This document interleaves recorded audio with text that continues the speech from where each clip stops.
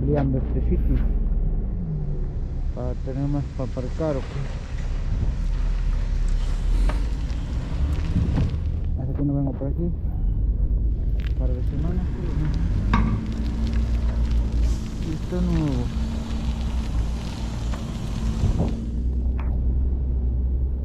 Cerraron el paso ahí.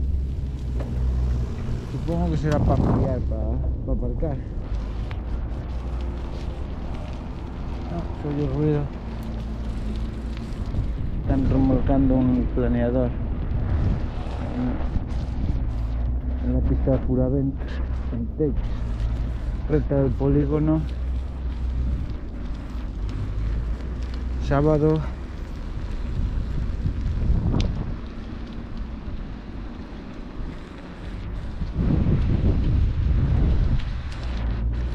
6 de noviembre del 2021.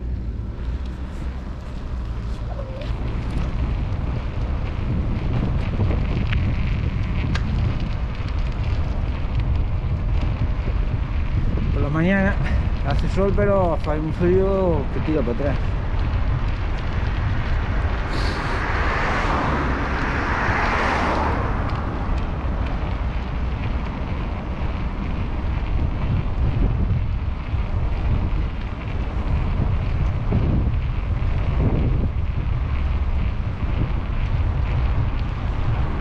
Aunque me da el sol, se nota el frío,